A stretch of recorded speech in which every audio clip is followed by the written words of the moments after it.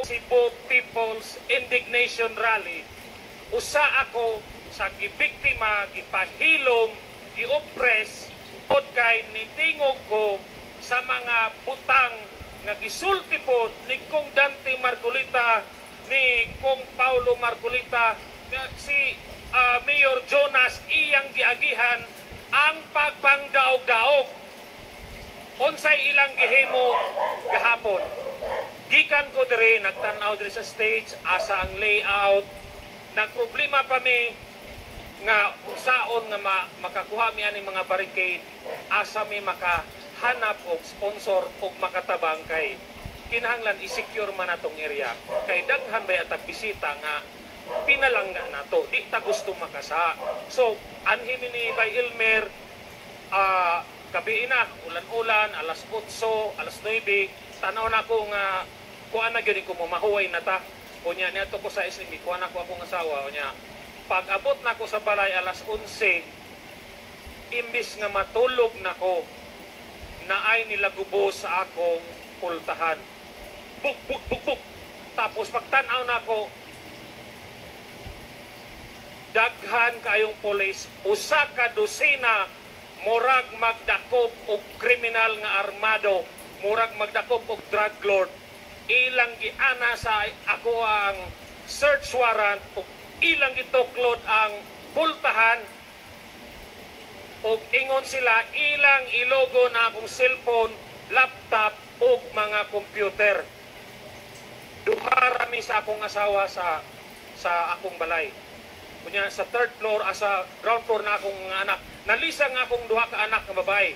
Ang akong amahan nga 80 anyos nahadlok.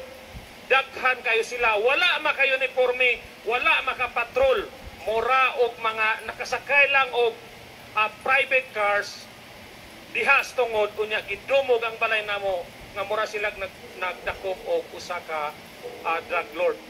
Unya, ingon ko nga, if it's a valid warrant, give me the time nga makuha lawyer. Wala nila pabuta ang lawyer, ilang gikuha akong cellphone, o diha mismo sa akong atubangan, ilang gi-download ang sulod sa akong cellphone. Ang search warrant, ang akong pagsabot, kuhaon ang ebidensya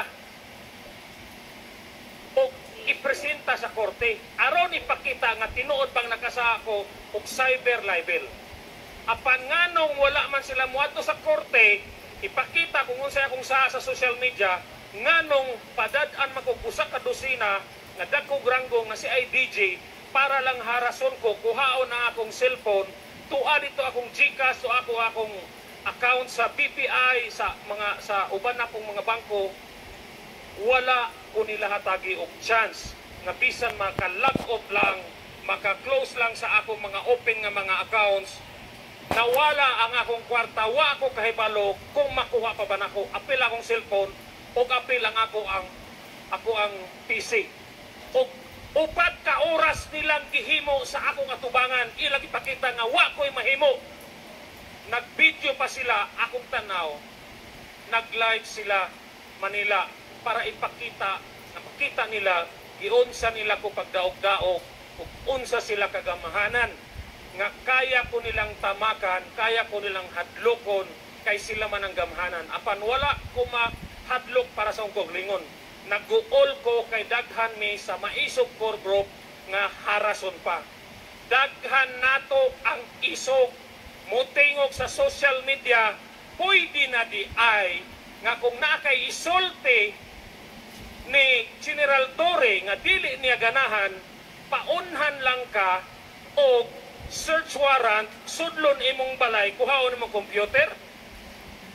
Dili ba na abusar? Dili ba na pagtamak? Ug ang timing ha, kining iyang ingon nga fake news ko, 2 months na siya.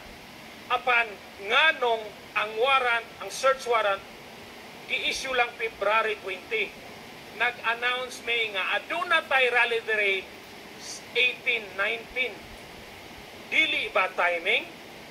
Ang ilang pagpahilom nako indirectly, ilang pahilomon ang tibuok Subo. Musugot pa mo? Musugot pa mo nga dili ta mo tingog sa ilang pagpang-abusar sa atong nasod? Ako nagpakaisog ko dili para sa akong pagkatao, tungkol sa akong anak ug mga umaabot nga ako, ug sa mga silingan nga atong giila nga atong mga igsoon. Mauna nga bisan pag wala ko'y tulog since gahapon, wala ko katulog bisan ko sa kaoras, ingon ko nga mutungtong gihapon ko dire, di ko magpapilde, di ko magpakita nga nahadlok ko nila. Kay ang mga taga Cebu maisog. Kung muihaw ni og matsila ng taga Cebu, muihaw sa Tagkurakot, di ba? Yeah!